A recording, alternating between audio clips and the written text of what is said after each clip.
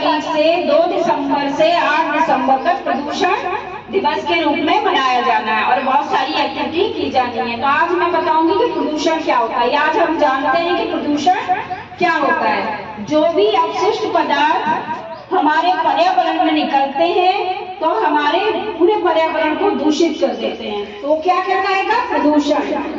क्या कहलाएगा? अब हम जानते हैं कि प्रदूषण कितने प्रकार का होता है। प्रदूषण 4 प्रकार का होता है। कौन कौन सा? वायु प्रदूषण, ध्वनि प्रदूषण, जल प्रदूषण और मृदा प्रदूषण। वायु प्रदूषण किससे फैलता है?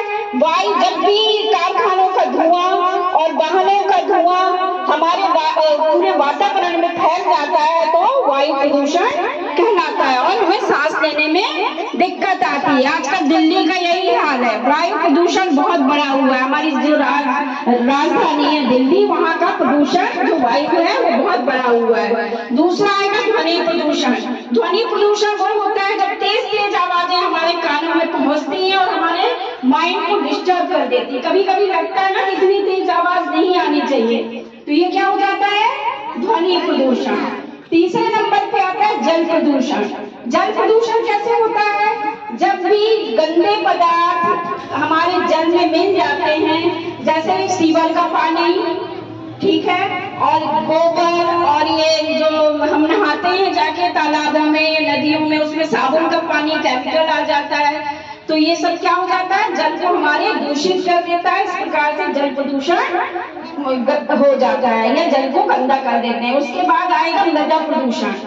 मृदा प्रदूषण को मृदा प्रदूषण का मतलब है मिट्टी को दूषित करने वाला पदार्थ। तो मिट्टी को कौन दूषित करता है? आजकल हम लोग पॉलीथीन का उपयोग बहुत कर रहे हैं, जो हमारे लिए बहुत हार्मफुल है और हमारे खेतों के लिए तो बहुत ही नुकसानदायक है। तो जब ये पॉलीथीन बहकर बरसात के पानी में बहकर मिट्टी में पहुंच जाती है या खेतों में पहुंच जाती है, तो जिस जगह वो पॉलीथीन आ जाती है उस जगह उपजाऊ मिट्टी नहीं रह जाती है, तो हमारे ये खेतों के लिए बहुत हार्मफुल है। इसलिए हमें प्रदूषण, 4 प्रकार के जो प्रदूषण हैं उन्हें रोकने के लिए हमें भरसक प्रयत्न करना चाहिए। आज से हम लोग करेंगे ये चीज। कोई भी अपशिष्ट पदार्थ हम लोग खाना खाते हैं तो उसे भी हमें एक में इकट्ठा करना है, तो वो क्या बन जाएगी? आगे जाके खाद बन जाती है। और पॉलीथीन का उपयोग तो हमें बहुत ही कम मात्रा में या बिल्कुल नहीं करना है, ठीक है ना।